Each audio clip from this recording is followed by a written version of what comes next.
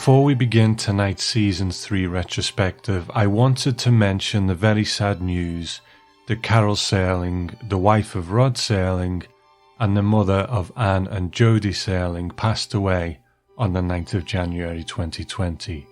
Of course, this was a very private time for the family, and then Anne Serling made the announcement on the 13th of January. Now, tonight's episode was recorded before that announcement and does have quite a jovial, celebratory tone to it, and I did pause for a moment and wonder about adding this sad message to the beginning of it. But then I considered the life that Carol Serling lived. Before Rod passed away, she was his companion, his collaborator, his advisor, and his critic, and she was the opinion he could trust. And after his passing, she carried the torch for the Twilight Zone and his work. Now, the Serling estate didn't have the television rights to the Twilight Zone anymore, but Carol continued it in many different ways through her work with Twilight Zone magazine and many Twilight Zone books which credit her as the editor. And this gave other writers the honour and the thrill of having their work published under the Twilight Zone name. So the Twilight Zone wasn't just Rod's legacy, it was Carol's too. So she spent her life celebrating Rod Serling and the Twilight Zone, so I think a show with a jovial and celebratory tone is just the right thing to remember her and celebrate her life too. So rest in peace, Carol Serling, and thank you.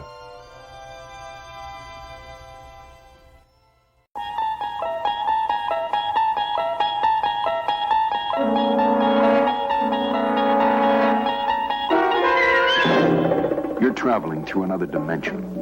A dimension not only of sight and sound, but of mind. A journey into a wondrous land whose boundaries are that of imagination. Your next stop, the Twilight Zone.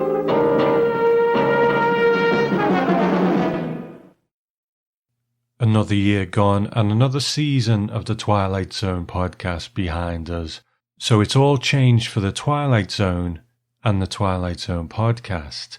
But one thing I hope will never change is that when we get to these landmarks, I can share that with you, the listeners, and also with the one-time and always host of the Twilight Zone podcast, my good friend, Luke.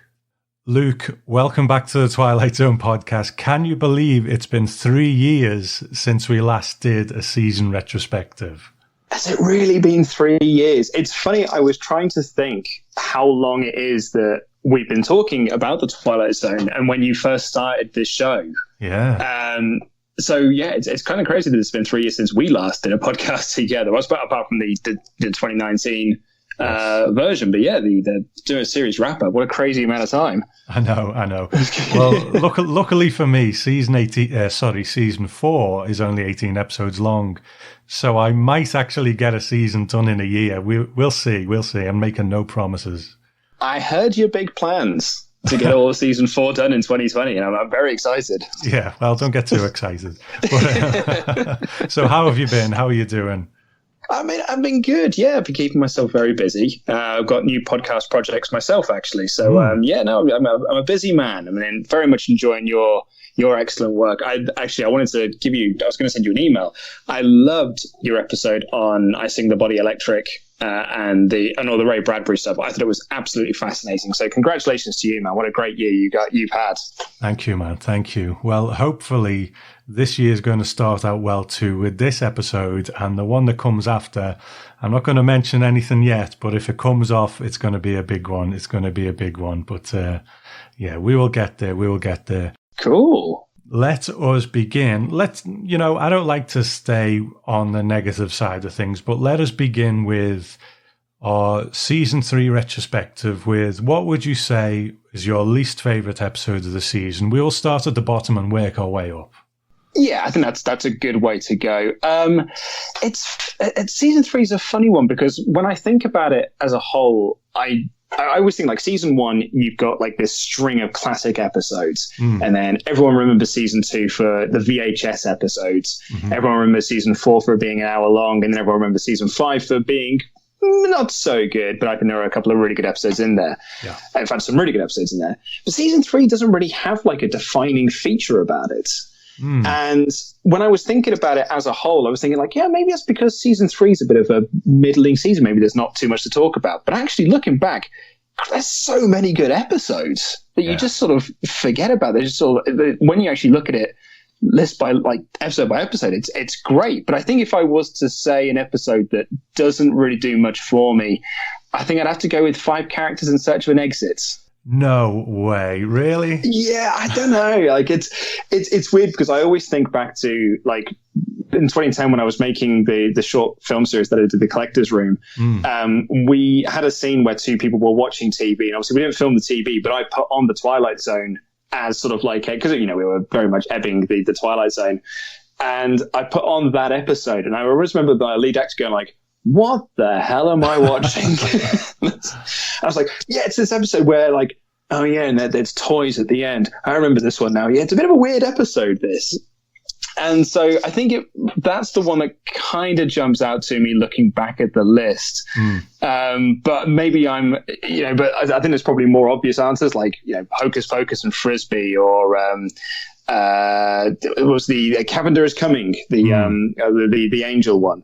So maybe there are more sort of obvious choices, but the one that immediately jumped out to me was 5 Characters. Okay. Obviously, I completely disagree, but I can respect that, because at the end of the day, we could sit here and go with the obvious ones. I'm going to try and go a little bit off the beaten track as well, but I don't know. That's hard to do in such a. There are so many classics in the season, and so it does make the bad ones really stand out, I think. Yeah. So I guess when I go with my least favourite, it would be easy to go with Cavender is Coming. But then again, it's just another subpar Twilight Zone comedy. We've had them before. That's it. And we'll have them again. But I personally am going to choose Once Upon a Time for the very reason that I think it is such a missed opportunity. Yeah. It really had a chance to say something about something. You have potentially one of the biggest silent movie stars ever. You are at a time in film history where he is still alive, and he has made that transition from the silence to the talkies. And, what can you say about that? Because, within all of our lives, you look back and, your childhood is like an episode of The Wonder Years. You view it through a sepia tone. There's ways I think they could have really used that to really magical effect and to really say something. But instead, I think we just get this rather flat comedy that is neither fish nor fowl. It really does nothing. And I think it's the only time in history that it could have been made. Yeah. But it wasn't made to its best potential. So I'm going to go with Once Upon a Time. Well, I think that's a really good choice. Like, not, it's a really good choice because it's a bad episode, but I just think you're right in your description of it, that it was a complete missed opportunity. And so I think, not going for the obvious, I think that's a really, really solid choice because I think some of the other, like, if it's not one of the, like, brilliant episodes that season 3 has to hold, I think that season 3 has a few middling episodes that aren't really, like, once you've watched them and a week later you've completely forgotten that you've watched it. So, and I think, but there's really only like a very small handful of episodes in season 3 that are like, yeah, actually, do you know what? That's not very good. Yeah. And I think that, yeah, you're right. Once Upon a Time is one of those episodes just because it's a bit of nothing. And it's, man, what a missed opportunity that is. I suppose you could almost argue the same thing for Icing the Body Electric, of Serling and Bradbury coming together. True. And not so much a missed opportunity, but just something that just didn't gel. It's kind of interesting that season 3 has 2 examples of that. So working our way up slightly then, an episode that, it might be well thought of, it might be well reviewed, but it's never really spoken of in the same tone as the classics, but you think maybe is a bit underrated in season 3. I'm going to go with The Game of Pool. I know a lot of people really like that episode, but I have heard, I think in sort of more recent times, people be a bit more down on it. But I just think Cloakman's performance is so good. I think it is an absolutely brilliant episode of The Twilight Zone, but it never seems to be that high on a lot of people's list, particularly when you get into season 3. I also want to go to Bat for the Little People. I know you were not a fan of it, but I want to go to Bat for that episode. It's fun. I think it's fun as well. Yeah. I think it's fun in the same way that I think The Dummy's a lot of fun. Like, it's, sure, it's not a great episode, but I kind of enjoy it. I think those are the 3 that would stick out for me in that sense. What about you? Okay, underrated. Let me think. You see, I'm winging it on this one, Luke. Not just because I'm ill prepared, but I thought, you know what? I'll just have the list in front of me and see what jumps out at me. Now, my obvious choice is the trade-ins because I was really quite taken with it. Love that episode. But I'm going to go with. No, I'll stick with the trade-ins because, because I think it was the one that had the biggest effect on me at the time because I don't think I'd actually seen it. And it was like, oh, hello, this is something that really kind of struck me. It does have a good sort of core message to it. I can see why in some ways that it's not held up with the greats, but there is so much good stuff in it. That shot when they first walk into the darkened kind of room where all the dummies are that they choose their bodies from. The scene with the card player, that guy who played I forget his name now. Yeah. And he's really sort of touched by the old man and stuff like that. So I think the trade-ins is a real classic that still just doesn't get held with the top tier Twilight Zones. I think it's a beautiful episode. I think it's a really, really well told story, within that 25 minute frame. I think it's a really, really beautiful story. I think it's got some great performances in there. And I think it is a brilliant shorthand. If you were to explain to someone what the Twilight Zone is, it's about a young couple who in the future can go and buy themselves younger bodies. That is just like a very small concept. It's like, that's a brilliant Twilight Zone setup. And where can we go with that? And it's actually one of the brilliant things about it is that any writer could go in 50 different directions. Yeah. And I love the direction that we went in for that episode. An excellent episode. I love it. Favorite performance of season 3? Any thoughts? I alluded to it earlier, but I love Klugman in A Game of Pool. I think it's a real tour episode. It is every single thing he says. You're like, okay, he wants to be the best. He believes it's not just he wants to be the best. He believes he is the best and he wants to be up on that Hall of Fame. And it's a very cheesy conclusion to that episode, but I kind of love it. And I think it works so fantastically when he's against Winters, because Winters is playing it, just being like, I am the best, and I'm one of the greatest of all time. And I don't know if you really want what you think you want, but Klugman is desperate for it. I think, and he sells it so brilliantly. Like I loved Klugman in A Passage for Trumpet in season 1, and that was one of my favorite performances of that season. And I loved him in this as well. Absolutely loved it. You got to give a shout out to young Bill Mooney as well in It's a Good Life in terms of iconic Twilight Zone performances. You gotta love it. I think Klugman is my favorite Twilight Zone actor for all his performances, and that definitely was a great one. I'm going to go a little bit off the beaten track. I'm going to go with Lois Nettleton in The Midnight Sun because great shout. That was going to be another option of mine. She did this performance completely without any sort of vanity and so on, and she really sells the kind of worn out, washed out vibe she has, just the weariness of it. And, it's a fabulous episode anyway, just that ticking death clock of the music as the sun gets, and conveying that heat in a black and white show is just, it just shows how at the top of their game these people were. But, Lois Nettleton in that episode, she really sells it to me. So I'm going to go with that one. It might not be the most obvious choice, but I think it's a worthy choice. I think it's a great choice. And it's, as you say, such a great episode of the show. Just before we came on air, I know you said that you didn't do a whole lot of prep for this. I didn't either. I thought I would wing this, but I thought as I was going through the list of episodes, I was just noting down, and all of a sudden I was like, that's a great episode, that's a great episode, that's a great episode. But that was one that really jumped out at me. It's like, man, that's one of my favorite episodes of the Twilight Zone, actually, The Midnight Sun. I do sometimes forget that it's part of season 3. Okay, we are kind of zooming through this list, but let's see what's next. All right. Well, that kind of just leaves us with the big one, really, and it's such a tough question in a season like this, but what would you say your favourite is? Oof, you're right, it's difficult to pick out. I think if you'd have asked me 10 years ago, I think I would have said To Serve Man. I think that would have been, because it is such an iconic episode. And it is just, it's been the most parodied episode for, good reasons, because it's got that great iconic line of it's a cookbook. But I don't know if it's held up over time, or not over time as in the 60 odd years that it's not been on TV. But the 10 years since I've, been watching this show and sort of falling in love with the show all over again, the last 15 years. Yeah. I don't know if it holds up. And I think it is because when you watch it, you have that Rod Serling intro.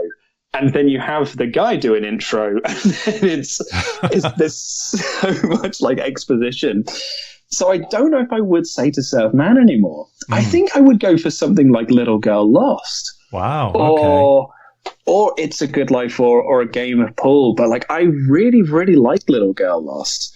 I think it's a really fun episode. I think it's a really creative episode and a really creative idea. And I sort of like it how it is so self-contained. But I think I would also go to bat for The Shelter. Right. Of it being this sort of I love this. It goes back to season 1 with The Monster Stew on Maple Street. It's kind of sort of like a retelling of that. Let's put, we take this real suburban town and a suburban street and then drop a nuclear bomb on it and see what happens. And I kind of really love that aspect of it in terms of story. But if I was to pick out one episode of season 3 to be that is my favorite episode of this season, It's a Good Life. And it's good. It is good. It's a good thing that they made that episode. Yeah. So why that one? I think it's Mumi's performance. I think it is, to this day, it's so scary. In terms of the world that it sets up of this terrifying monster, it is a fantastic opening narration by Rod Serling. That big reveal of just and this monster is 10 years old. Yeah. And they show so much horror in that movie without showing any of that horror.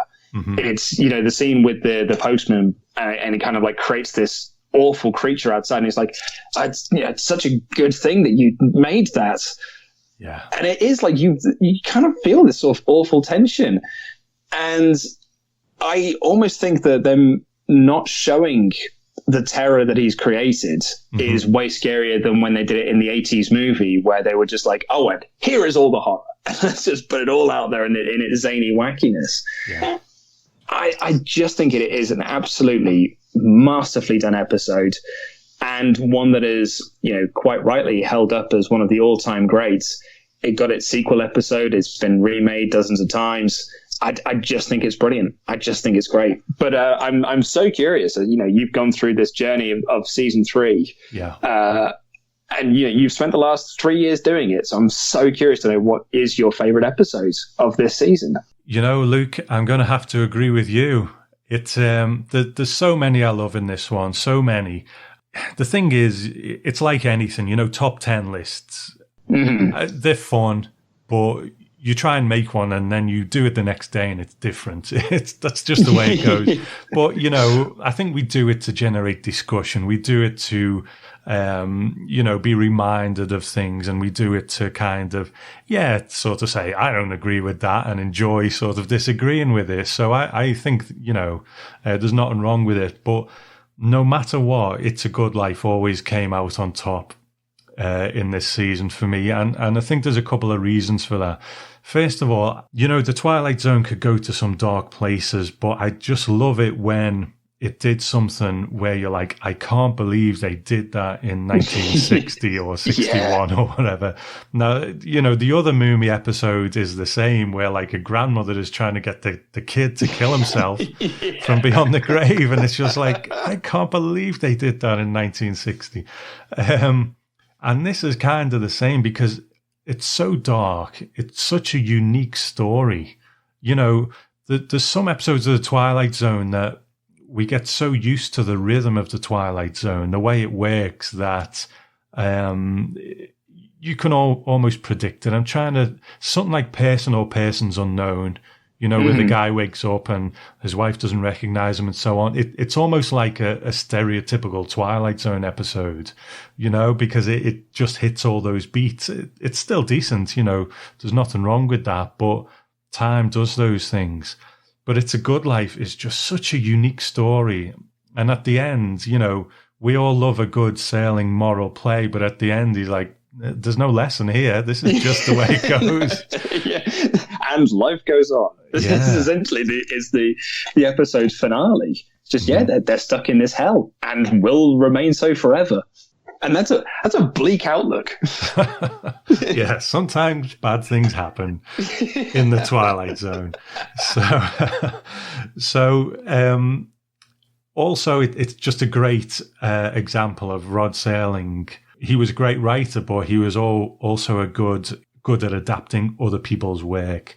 And it's one of the best examples of that too. So I think it's always interesting to see that kind of thing. Yeah, I completely got to agree with you. And I know you and I are a bit pushed for time when we were having this conversation, but there was a question I wanted to ask you about season 3 and to pick out an episode. And have you got like what you would describe as a palate cleanser episode? Like if you were to do a stretch or like a marathon run of Twilight Zone episodes, and you just wanted to put an episode in there that's just like, it's not one of the best, it's not one of the worst, but it's just one we need to put on because we've had this run of 6 great episodes. Let's have a little palate cleanser in there before we get back into the real top tier again. Wow, that's an interesting question, man. I would say, Little Girl Lost for me. I know I'm not even saying it's not a top tier episode, but it's definitely not like a top 10 episode for me. I do really like it, but just, okay, I don't want any moralizing. I don't want to learn any lessons. I just want a bit of a wacky tale. Little Girl Lost, that'll do it. So, Why, did you have one in mind? Yeah, I think I would, if I was to go for the little people, I think I would go for a piano in the house. I don't know, it's just, as an episode, it's like, what you just said then, it's like, it's just, I don't need any moral outlook on anything. I just need 20 minutes of just like, here is a very, very silly story. And it has been very sillily told. Yeah. I would probably because it's got all the Twilight Zone tropes of an antique shop, buying this weird item, the sort of crazed man buying it. And it's just, Barry Morse's bizarre performance is quite magnificent. So I think I'd probably go for a piano in the house of an episode. It's just like, let's just put this on because we don't really need to think about this one. It's just, we can probably have a little bit of fun with it. Good choice. I think that's one that I was not super down on, but the thing is, there's plenty of Twilight Zone episodes where I've given them maybe a slightly negative review, and I look back on the list now and think, I wouldn't mind watching that again. They just sort of grow in your mind a bit. So, maybe not Cavender is coming, but we'll see. No. But, okay. Now, I can't really answer this because I haven't seen season 4, but I take it you have. Yes. Okay. So going into it, without giving up too much away, I suppose, are there episodes that you're looking forward to us getting to on the show? What are your general thoughts going in? This is going to be the complete opposite of season 3, where, when you look at that list and you're like, oh, what a great episode. I remember that one. I remember that one. I have seen season 4 probably several times over. But there are very few episodes that ever really jump out to me being like, oh, I remember that one. It's about this, this, and this. And I think mostly because season 4 episodes always felt like 20-minute episodes that have been stretched out to 40. So there's always just like, I find myself getting a bit weary watching them. He's Alive will jump out, just because, you know, you've got a young Dennis Hopper in there. And I guess maybe, well, I mean, because the Twilight Zone did such a good episode on it, The Bard. It's like, you know, it's their least favorite episode of all time. I think that one will always jump out to me. So I think it's those two. And, you know, we do get the return of Burgess Meredith in Princess Devils. That's always fun. Yeah, it's weird how much I'm looking forward to going into this season that I know is kind of the least revered season, maybe, I don't know, about season 5, but it's just adding something to the conversation, if you like, in a way that I've never had. You know, we all know season 1 to 3 are classics, and we've all kind of said why they're classics. So going into this unknown is really quite exciting for me, so I'm really looking forward to it. I was going to say, I'm going to be very interested to hear you like now, and then us having this conversation again in 12 months' time. Yeah, when I've quit the podcast again. I'm really looking forward to your take on it, actually, because as you said, I think everyone has given the same review of season 4. It's the same review that I just gave then, which is their 20-minute episode stretched out over 40. So I think you going in there with this complete unknown perspective, I think it's going to be a really fascinating listen. I'm really, really looking forward to what's next for the Twilight Zone podcast, because I think you're going to have a lot of fun with season 4, but not always because you enjoy an episode. I just think you're going to you're just going to have a great time with it. At least I hope you do anyway. Me too, man. Well, I think that's a great place to leave it. I'm sorry we had to keep it so short this time, Luke, but it's always a great pleasure. And we've got season 2 of the new Twilight Zone coming up. So if you're free and want to jump on board for one of those, it'd always be good to have you back.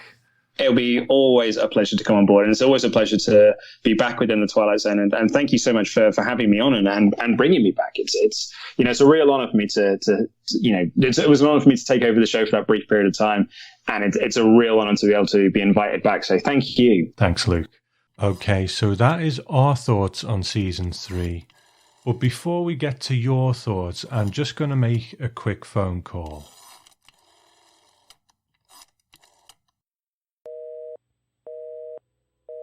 Okay, that line seems to be busy for now, but I'm going to keep trying and make sure you come back at the other side to find out who's on the other end, because you are not going to want to miss this. So let's hand the mic over to you, the listeners, for your thoughts on season 3 of The Twilight Zone.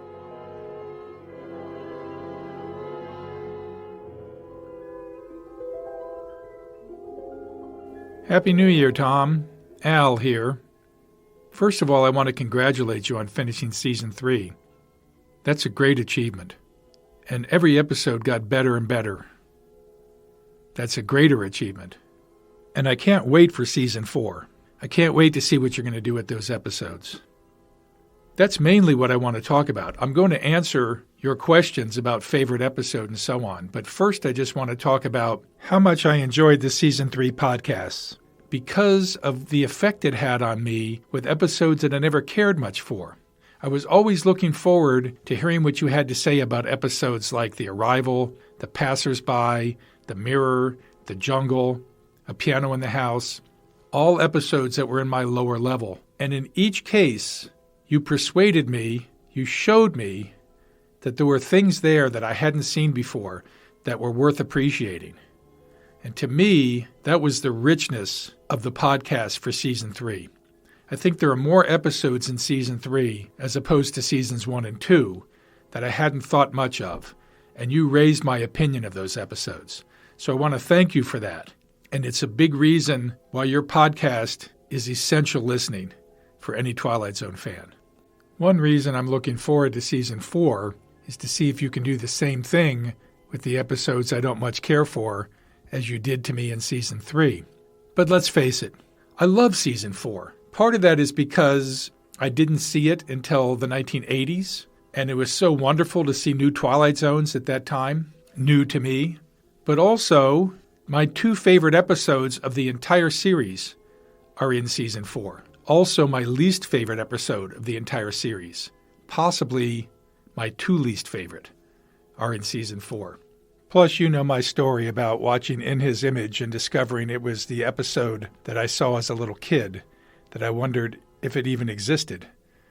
So that factors into my love of Season 4 as well. Okay, my favorite episode of Season 3 is 5 Characters in Search of an Exit.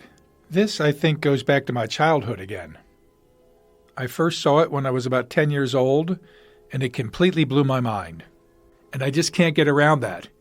You can argue that The Shelter and Death's Head Revisited are more important episodes, that The Midnight Sun and It's a Good Life are more frightening episodes, but they don't get under my skin like 5 Characters does.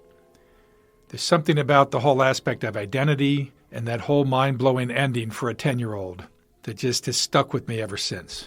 My least favorite has to be The Gift. It just does nothing for me.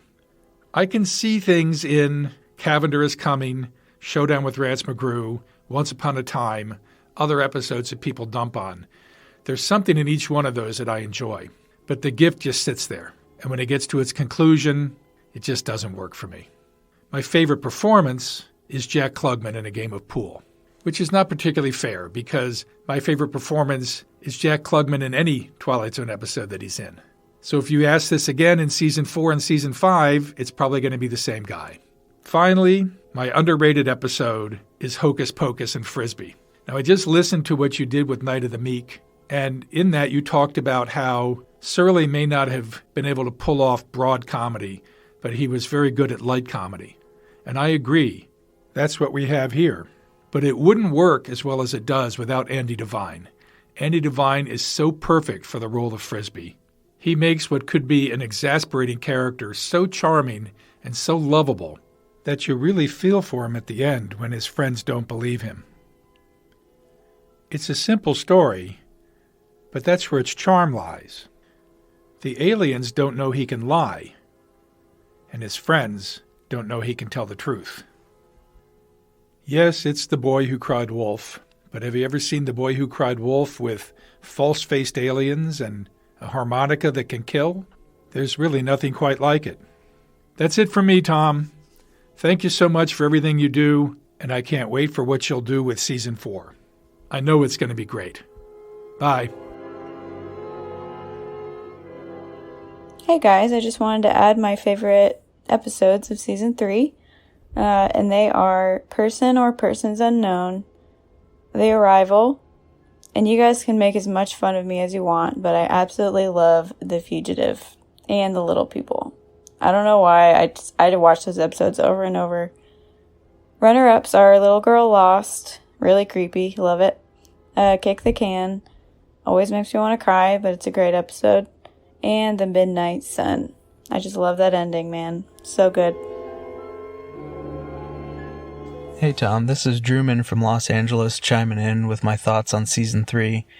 There are a lot of great episodes this season, so it's hard for me to just pick one, so I'll say 2 episodes that I like for different reasons. In terms of mood and atmosphere, The Midnight Sun is the best of the season. I first saw it late at night as a kid, and it stuck with me for years because of how scary it was. The idea that some celestial event, totally out of anybody's control, would cause the end of the world is still a terrifying thought. So even after hearing people debunk the possibility of how it happens in the episode, I think the concept still holds up. Then there's the category that I call the classroom episodes. These are ones that I think would be great to show to students for the straightforward lessons they teach. The Shelter is the best classroom episode of the season. I know that it gets flack for being a copy of Maple Street, but I think it's an improvement on Maple Street in a couple ways. Most importantly, it's a lot more grounded in reality. In Maple Street, the neighbors turn against a guy just for looking up at the stars at night, versus The Shelter, where a guy quickly slips into racism when he thinks he's competing to survive. As far as my least favorite episodes of Season 3, they are as follows. The Gift, Cavender is Coming, and Rance McGrew. I give Cavender a pass because it wasn't really meant as a Twilight Zone episode, but as a pilot for another show. And Rance McGrew is lame, but it's forgivable as it's Serling trying to write comedy, which is apparently hard for him. The Gift, however, has to be the worst because it's not only bad, but it's Serling failing to write a good morality tale with a twist ending. At this point in the show's run, he should have been able to nail an episode like that. So to see it turn out so bad, especially as a revision of a previous story he did, is just baffling to me. I think the most underappreciated episode of Season 3 is The Passersby. As you pointed out in your podcast, the way the characters slowly realize their situation is well done. The way that the episode is directed gives it a really unearthly vibe that matches the story perfectly. When you compare it with other episodes where people are in a type of limbo, like The Hunt or Passage from Trumpet, it's the only one that really pulls off that otherworldly feel to me, whereas the other ones are shot pretty straight. It makes sense that it's so well done because it's directed by Elliot Silverstein, who's the same director who did Obsolete Man and The Trade-Ins. He also shot Spur of the Moment, which I haven't seen yet, so I'm looking forward to that when it shows up in Season 5. As for what I'm looking forward to in Season 4, I haven't seen any of the episodes yet, so I'm excited to see them for the first time. I'm also excited to see the differences in storytelling that the hour-long format brings. There have been a lot of episodes so far in the series where I thought the idea was great, but I felt like they were too rushed to enjoy. For example, I'd love to see an hour-long version of The Lonely, or The Four of Us Are Dying, or The Purple Testament. And lastly, I'm looking forward to watching along with the release of the podcast. I finally got the chance to catch up while on Christmas vacation, so I'll be able to join in the conversations in Flick Chat and Patreon and submit more feedback like this. Thanks for the podcast, Tom, and talk to you soon.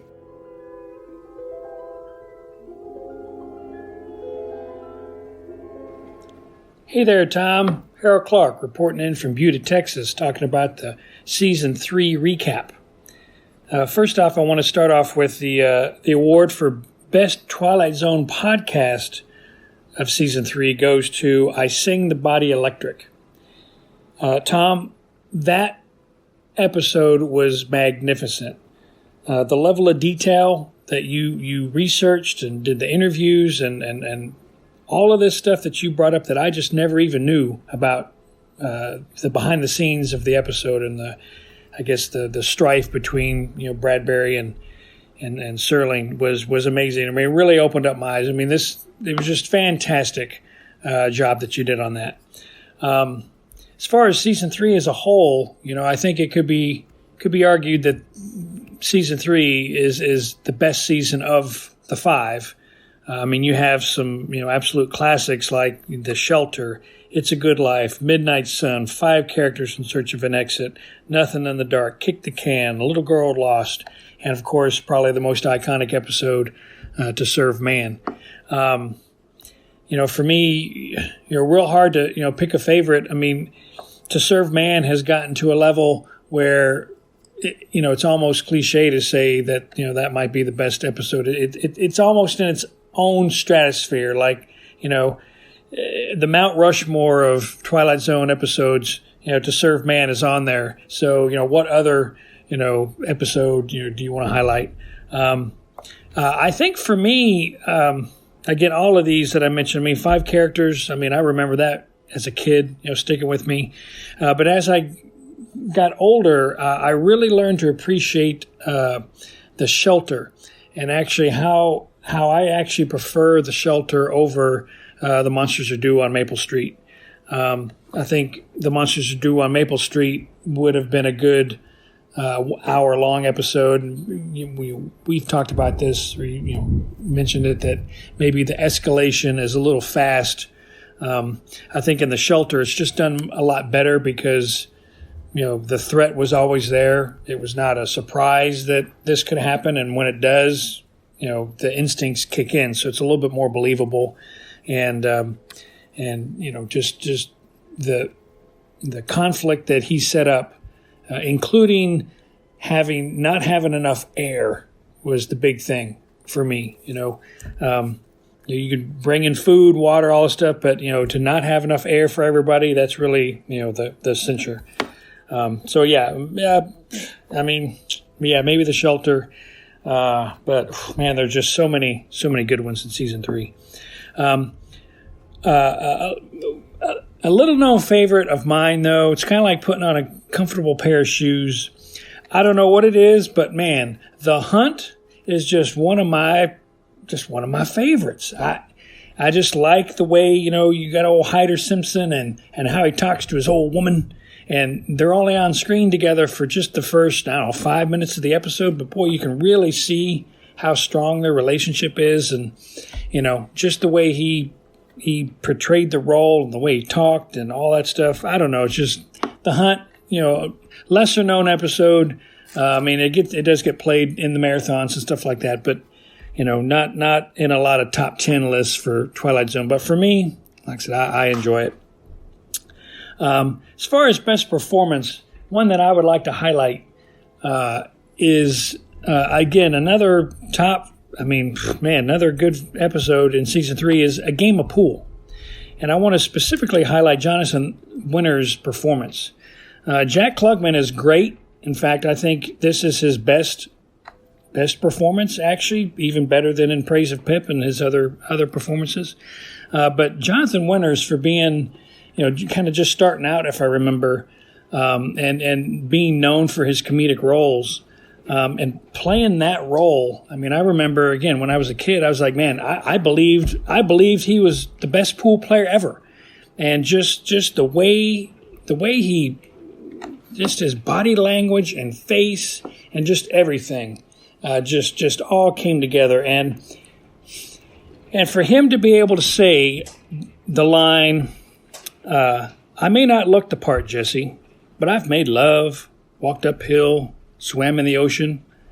To say something like that, that's really, when you take it out of context, is a pretty corny line. But the way he delivers it, you don't question it at all.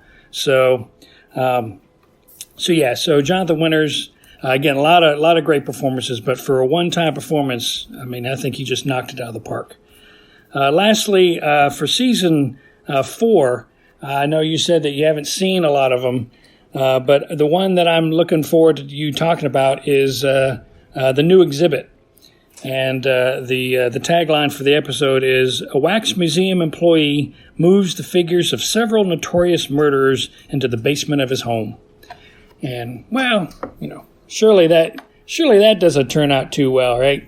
But that episode, of all the Twilight Zone episodes, when people talk about, the Twilight Zone creeped me out, as a kid, this is the episode that creeped me out. So I'm interested to hear your thoughts on that. So again, thank you for all your work, Tom. And again, we just appreciate your dedication to spreading the love of Twilight Zone. So again, we're looking forward to season 4. So I'll talk at you later.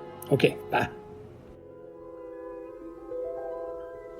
Hello, Tom. This is Mark Ward from Warrington, PA. This is in response to your feedback shows. This is a little awkward for me because I'm doing this for the first time on MP3 recording, so I hope I do okay. My favorite episode from season 3 is The Midnight Sun. I like the story behind it. I like the acting and the twist ending. And I especially like the music score to that episode. I thought it was the best music score of season 3. What is my least favorite episode of season 3 is Young Man's Fancy.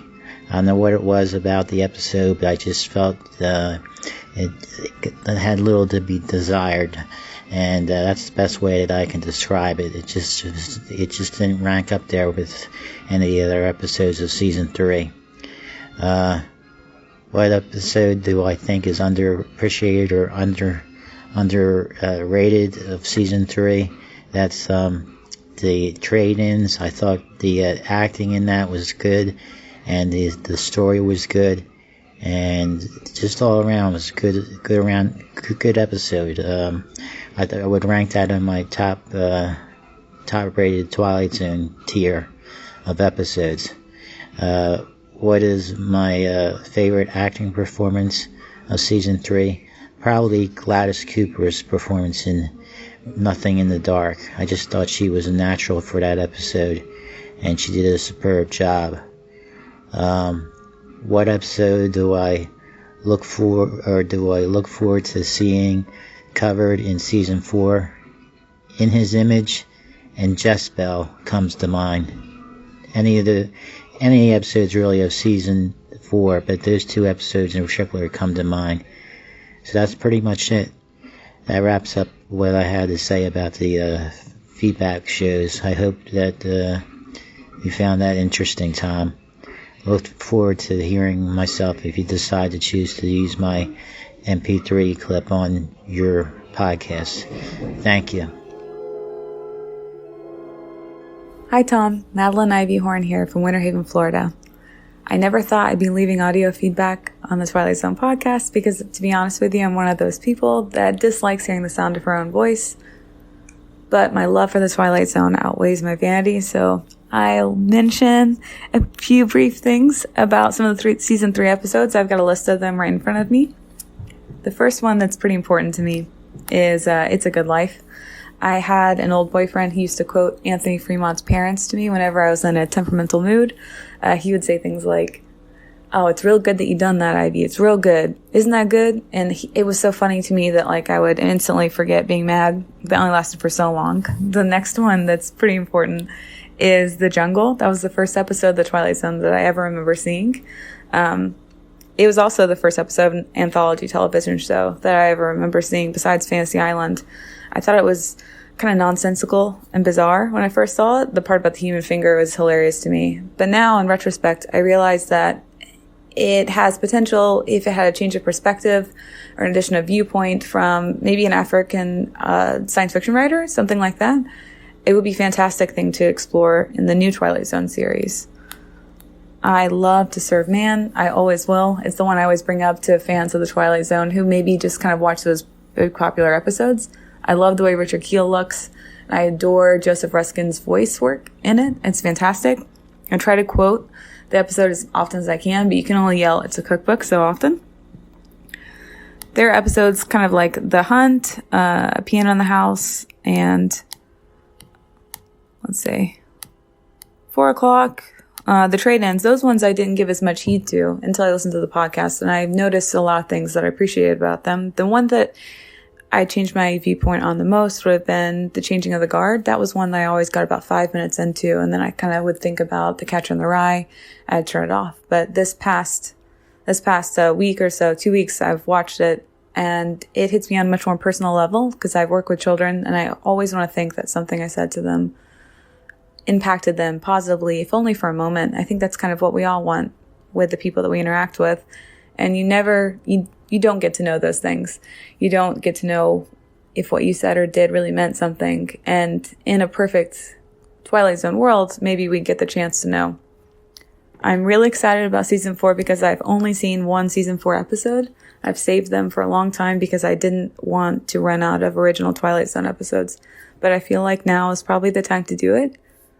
I want to thank you for everything you've done for the Twilight Zone. And I'll see you in the 5th dimension. Hey Tom, it's Andrew Schneider here in Houston. For my favorite episode of Season 3, I have a 3-way tie. The Shelter, which I consider a classic Serling dissection of crowd psychology and how crisis can bring out the worst in people. Also, A Game of Pool, which I consider a brilliant example of dialogue by 2 amazing actors in peak form, encapsulating a study of the personal costs of ambition. And Death's Head Revisited, which is perhaps the most satisfying example of the season and possibly of the entire series of the Twilight Zone dispensing cosmic justice. My least favorite episode was The Gift. Everything about this episode felt to me as if it belonged in the 5th season. Weak characterization, poor plotting, and doused in heavy religious overtones. Favorite performance of the season, again a tie, this one between Jack Klugman and Jonathan Winters for A Game of Pool. Klugman is Twilight Zone royalty, and Winters matches him beat for beat. Most underrated episode, I would have to say, is The Changing of the Guard. I came to this episode much later than any other that I would consider to be a top tier. It tends not to get spoken of in the same breath as, for example, The Monsters Are Due on Maple Street or The Midnight Sun, but as you made clear in your review, it really deserves to be, and it's one of the few top-tier episodes to end on a hopeful note. And finally, for the episode that I'm looking forward to covering the most in Season 4, I would say that would be On Thursday We Leave for Home. That's mainly because it stars James Whitmore. He's a brilliant character actor and star of one of my favorite war movies, 1949's Battleground, as well as, of course, the sci-fi classic Them. I think it's a shame that The Twilight Zone didn't make greater use of him. All the best, and look forward to your covering Season 4. Hey Tom, Andy Valentine here. Thanks so much for the opportunity to talk a little bit about Season 3. I won't dwell on the things that I think we've talked about a lot. Obviously, the trade-ins is probably the most underrated episode of the entire run of the show, and I know that I've made my love for Hocus Pocus and Frisbee well known. But what I do want to talk about is that a lot of people mischaracterize Twilight Zone as a horror anthology. It's not one. It's definitely not one. But it was these horror elements, I think, that I really fell in love with as a kid. There are certainly parts of Season 3 that give me chills. Young Man's Fancy, as bad of an episode as it is, when Alex appears to Virginia as like a 10-year-old boy, I find that horrifying. And obviously there are horror elements to Serve Man. I thought as a child that Little Girl Lost, again, was a terrifying episode. And even though my favorite episode, Stop at Willoughby, is a Season 1 joint, really it's the Season 3 ones that I fell in love with first. Episodes like 5 Characters, It's a Good Life, The Hunt, Little People, obviously Hocus Pocus and Frisbee. It was really those ones that I fell in love with first. And for that reason, I'm always going to be grateful to Season 3 for being, frankly. And that's it, Tom. I just wanted to say that this was the season that I really fell in love with first, even though I found kind of my permanent episodes in other seasons. Thank you for everything that you do. I can't wait to see everybody in Binghamton later this year. Hi, Tom. This is Caitlin Swiderski. I'm here to give a few words about Season 3. First, I'd like to say I think the third season is a great one. It has a lot of heavy hitters and also some underrated ones. My favorite has to be Little Girl Lost, even though it annoys my best friend that they dubbed Tina's voice. It's my favorite because it's the one I most remember as a kid, even though it scared me that I might fall into the wall as I slept. Another reason I like this is because it's set inside of their home, and I'm so fascinated by 1960s interior decor. The real Twilight Zone reason I like this episode is because it really describes what a dimension beyond the one we live in might be like. My favorite line that describes that is when Bill is urging Chris not to go in because it may not be laid out like our world. We know about the flat second dimension, we're aware of our third dimension, but beyond that we're not sure. Another episode I just started to like is 2. I love the dynamic between the two enemies, being the only ones left after a war. It makes you think that after all of that fighting, you and one other person from the opposing side are left. What was it all for? Charles Bronson said it beautifully when he said that the only reason he could see for fighting was that his uniform was a different color than hers. The world seems to be demolished, so why go on fighting? An episode that I cannot stand no matter how many chances I give it is Once Upon a Time. I'm sorry, it's just boring. I'm easily annoyed at their voices and the fact that I have to read the screen in some scenes. Also, the music is not Twilight Zone-y at all. The only praise that I'll give it is that it could have been a good episode, because I think it fits the Twilight Zone criteria. It has some time travel and an urge for one of the characters to go back to a simpler time. However, it still annoys me. Other listeners of this podcast have said, and I totally agree, that by listening to this podcast, I've been shown other ways to interpret these episodes. Most of us have been introduced to this show as a kid and taken it all at face value. For example, 5 characters in search of an exit. It was always a favorite of mine, but I have never thought deeper about it. The lines, "Who are we? Where are we?" are so much more than they initially sound. As a kid, I'm like, okay, there are random people stuck in a barrel, but realizing now that it can refer to humanity as a whole is such a more mature philosophical way to think about this episode.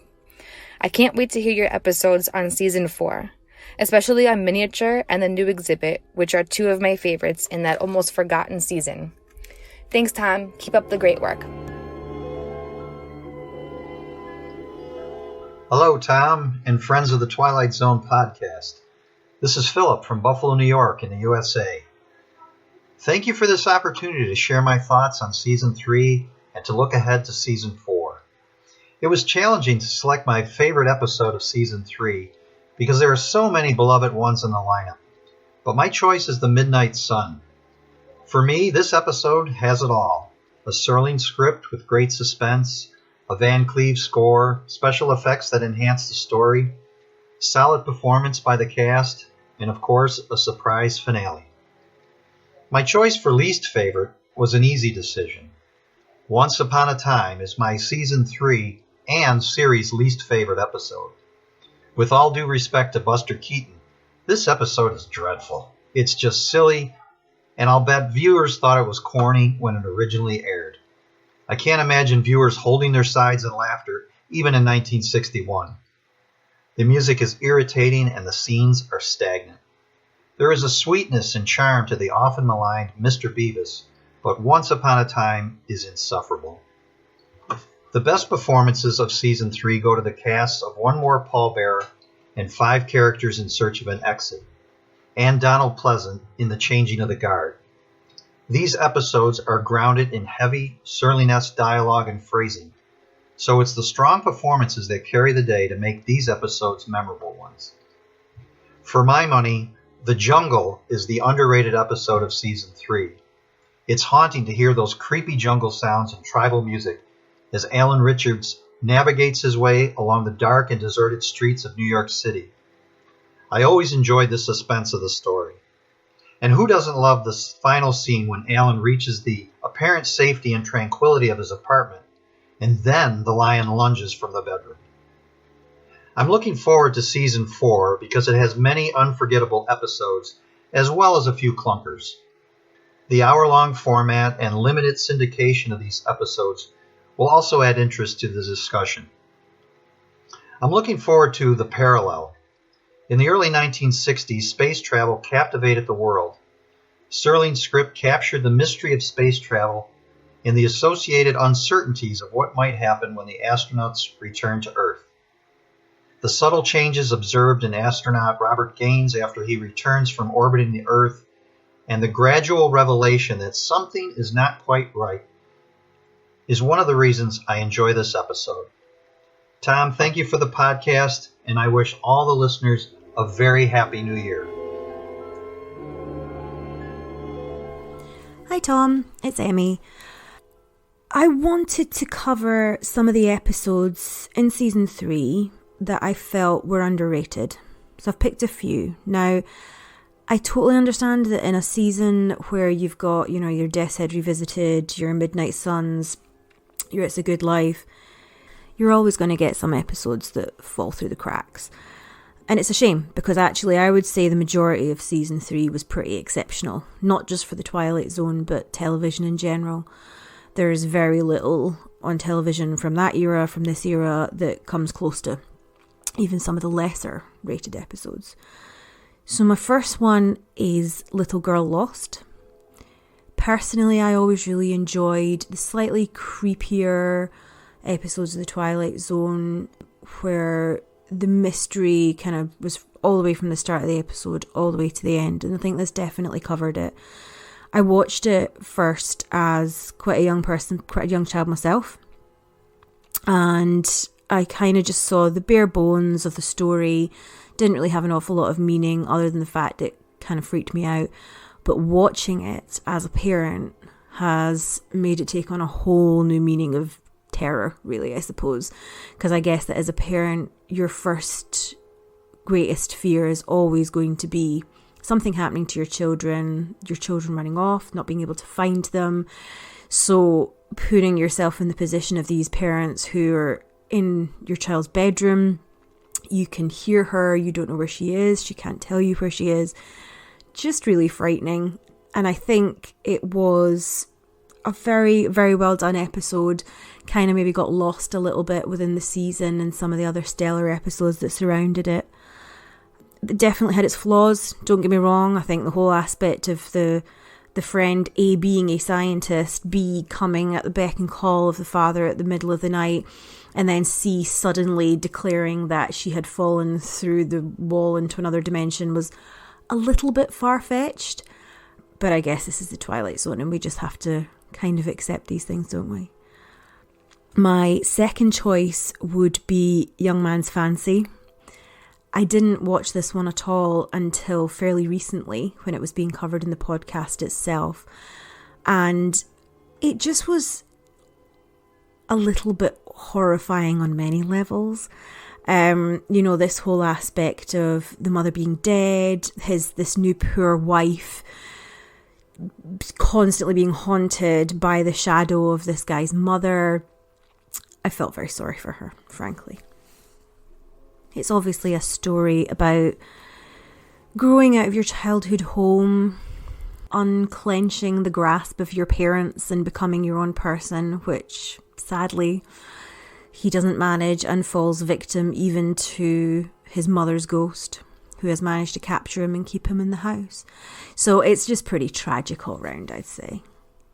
The last episode I'd consider to be very underrated is also my favourite, and it's The Hunt. Now, I went into this fairly recently again for the first time. It wasn't one of the episodes that hit my radar when I was watching the highlights of season 3, which is a shame. I feel like other people may, do that too. If they're only going to pick and choose some episodes from season 3, this may not be one of them. And as I watched it, the first 10 minutes or so, I wasn't actually terribly impressed. It kind of felt flat, like it wasn't really going anywhere. But, I trusted in the Twilight Zone, I persevered, and actually it just became a lovely episode. Very sentimental, but true Twilight Zone at its core, with the mystery wrapped all the way around, a twist at the end, and just some superb acting by the main characters, by Arthur Honeycutt and Jeanette Nolan, who portrayed an old married couple really well, with genuine love, the kind of love that you only have from being together with somebody for decades. And I hold my hands up, I didn't see the twist at the end until it happened. And I was so pleased with it, because it just would have been such a shame for such good acting to have been wasted on a bad episode. So I'm really glad that it wasn't. I also just quickly wanted to add what I'm looking forward to in season 4. Now, I haven't watched season 4 yet. I've seen 1 or 2 episodes, again, the highlight, but I've bought the DVD set and I'm going to watch along as the podcast runs along each episode so that I can get commentary and feedback live as I watch them for the first time. So I'm very much looking forward to that. Anyway, that's everything from me. Thank you very much, Tom, for letting us have a voice here, and I will speak back soon. Hey, Tom, this is Jack from Texas. Thought I'd send some thoughts along for the ending of Season 3 and then moving toward Season 4. Thinking about my favorite episode from Season 3, it's tough because there's so many good ones in Season 3. But the one that I really do have a personal affinity for is probably The Midnight Sun. And I remember watching that as a kid. It was summer vacation. It's on my couch, sweltering with no air conditioning, and I was right there with those guys on screen, and I could feel the heat coming off the television set almost. And then, of course, the ending comes along, the twist ending, and then the double twist, and it's probably just too much for my 10-year-old mind to handle, but a real sense of nostalgia attached to that one, and I really, really love it. Years later, I found a short story written by Rod Serling, the same title, same story, just a little bit more detail. It makes a really, really nice companion piece, and it just shows what a great writer Rod Serling was in a whole bunch of different facets, and it's too bad that we lost him so soon because, man, how many more short stories could he have written? At age 50 or so when he died, a lot of writers are just coming into their own. So there was a lot of stories left for him to write, and he just didn't get to it. And thinking about season 4, back in the 90s, I bought those DVD collections every season when they came out, and they were expensive. I think they were $80, which would be about $120 today. And I think it was money well spent, because I've pulled out those discs many, many times since then, except for season 4. Those discs have been sitting in their cases for a long time, 20 years or so. And it was something I watched, and I didn't have any real problems with them. But there was nothing really in season 4 that ever struck me. There was certainly no sense of nostalgia attached to any of those episodes. So now, getting ready for, the Twilight Zone podcast to unpack those episodes for me, I finally pulled out those discs and I've been rewatching them. I gotta say, I'm pleasantly surprised. I mean, having not seen these episodes in a long time, I'm seeing them with really, really fresh eyes and a much more open mind.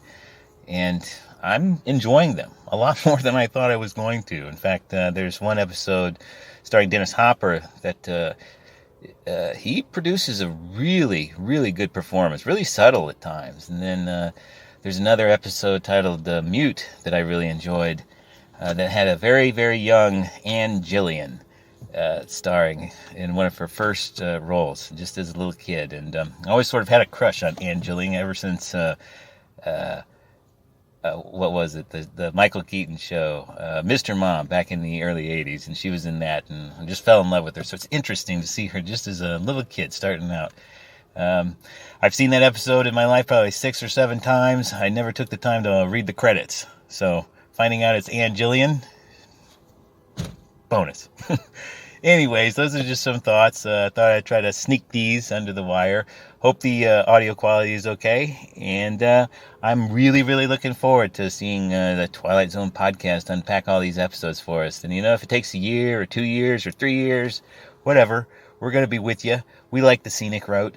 If I die, I'm not going to be with you, but I'll be there in spirit. And then that's the main thing. Anyways, Tom, we appreciate all you do. Thanks a lot.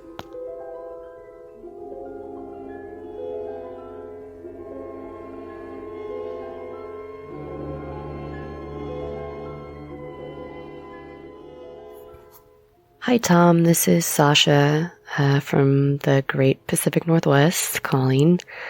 I had a few thoughts on Season 3 that I wanted to share with you. Just in general, I think this is one of the best seasons overall. I think it has some of the strongest episodes and definitely a few of the most iconic images and stories.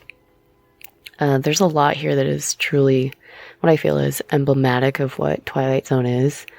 You have mind-blowing twists, ironic fates, karmic justice. Season 3 is just chock full of all that good stuff.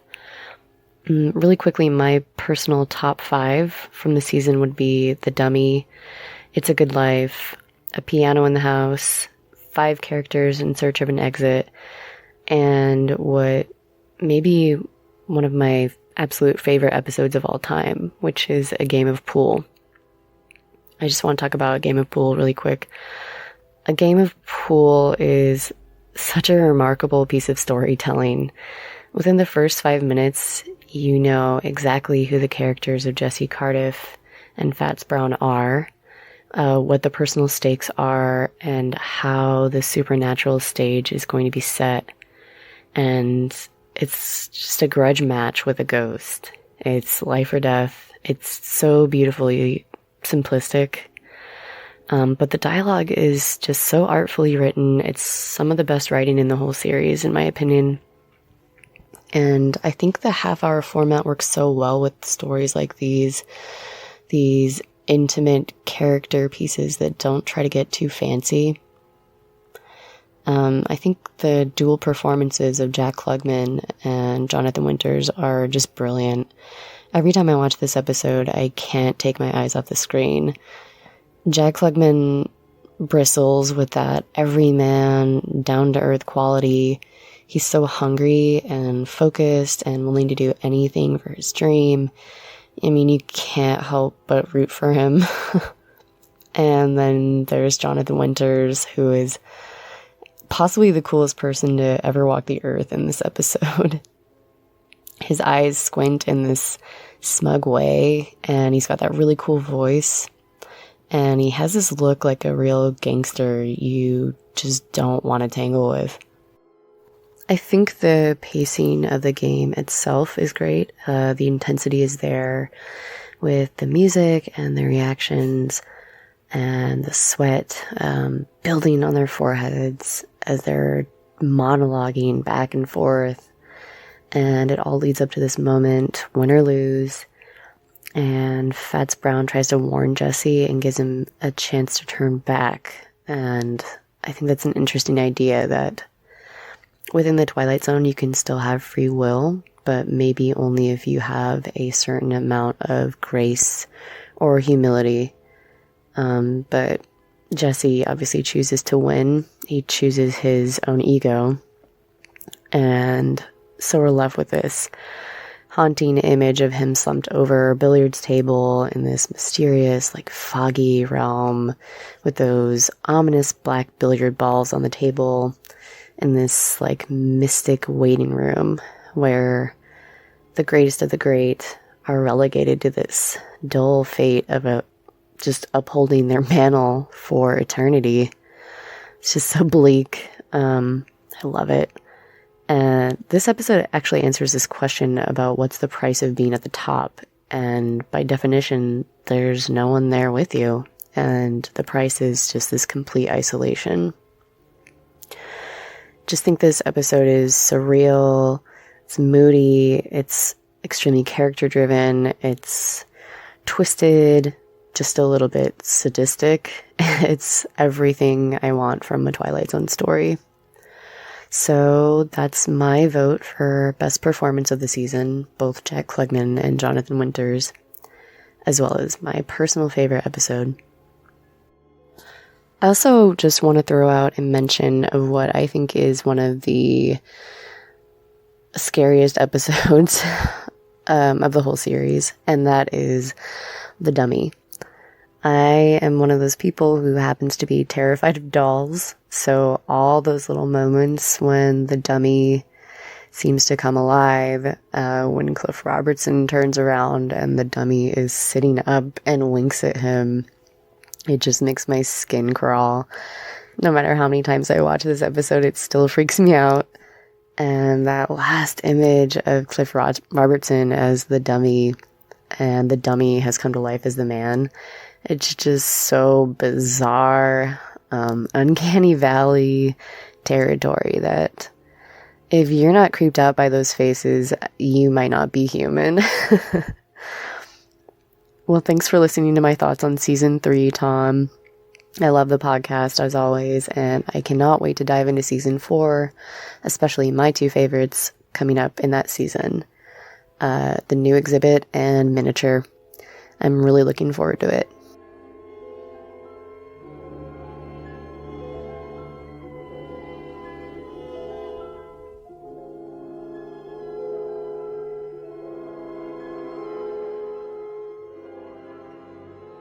All right, Tom, we are here again.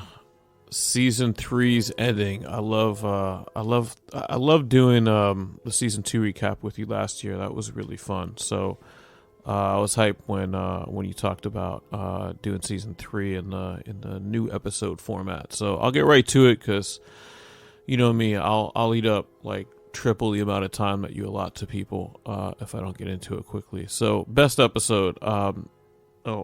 Favorite episode, I should say. I just want to point out, in saying the favorite episode, in a row this season has so many good ones. I mean, it starts out super strong, and then it kind of whimpers out toward the end, more or less. But, you know, you've got Game of Pool, The Mirror, The Grave, It's a Good Light, Death's Head, Revisited, and Midnight Sun all back to back. That might be the longest streak of episodes that I deem like top tier in a row for all 5 seasons. And even if The Passerby is pretty good, but the one before that is The Shelter, which we'll talk about in a second. So that's almost extending that streak. This is actually a really great season, especially in that like early portion of the season there. So just to point that out, I would say that it's hard to say a favorite episode because of that. I would say The Shelter jumps out to me right away because it's so well written and so powerful and one of my favorite episodes. Game of Pool, obviously another example of like incredible writing, incredible acting, just a bottle episode that you can watch over and over again. And, on the more fun side, on the more popular side of the series, It's a Good Life probably is my choice. As well.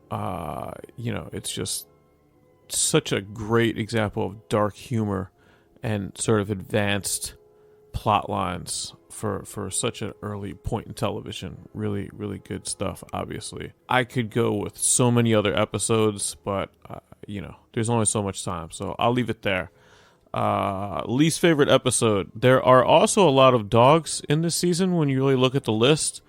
But I have to call out Little Girl Lost because I don't like this episode. It's a popular episode. It's been lampooned most famously on The Simpsons, which was far better than the episode ever was. I think there are a lot of episodes where I hear people get hung up on certain things that don't work scientifically or, people don't act real in certain parts. And I usually go back to the idea that most of these stories are fables or analogies or things like that. And that kind of helps me forgive a lot of those things.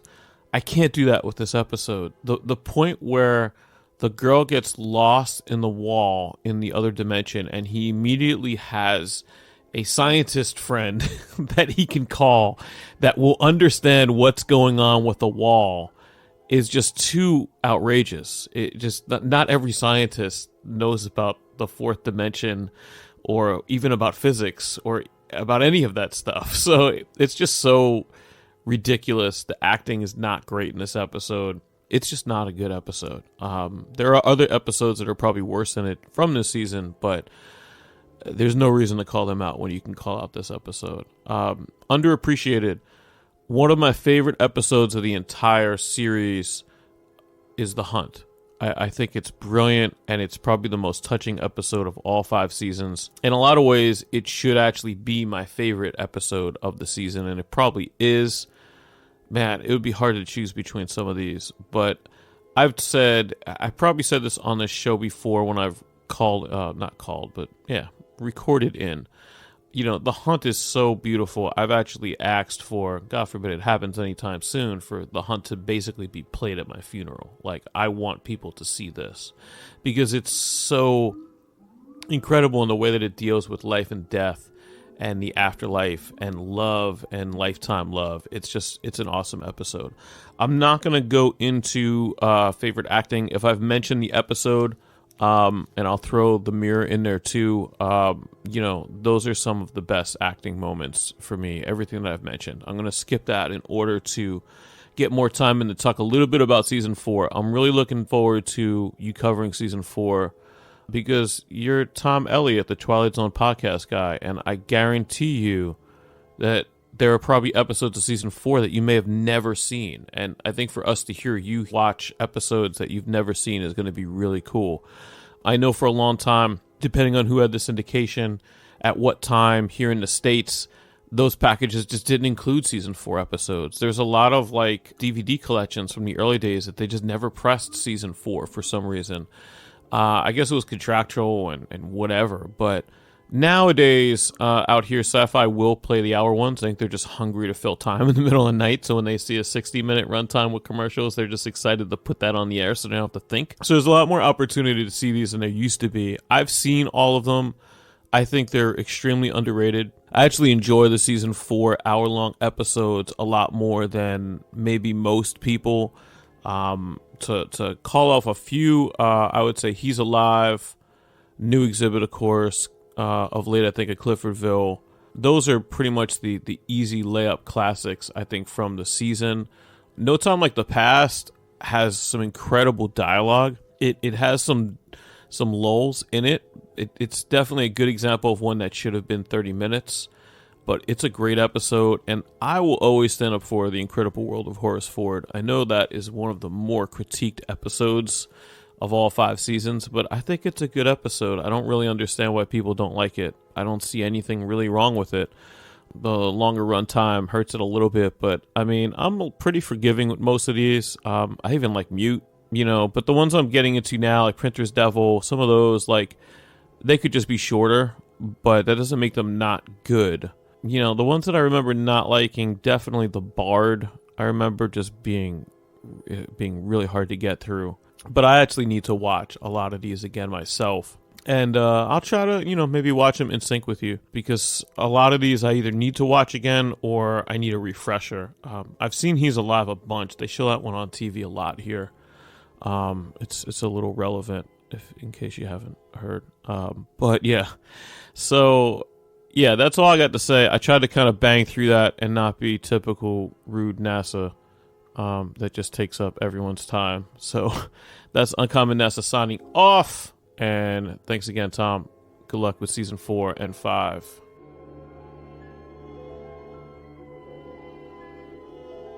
I put the call out for feedback and you answered. Thank you, everybody, for making this season 3 retrospective a success. Thank you for joining in. Now, I'm going to try that phone number again, and let's hope this time we get an answer.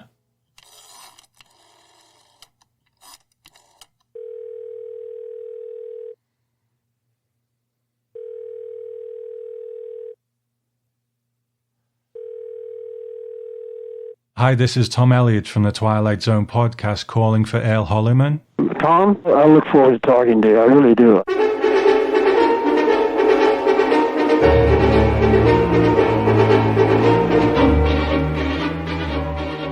Next time on the Twilight Zone podcast, Al Holliman, the first person to enter the Twilight Zone. You are not going to want to miss this. So join me next time when I speak to the legend himself. Bye for now.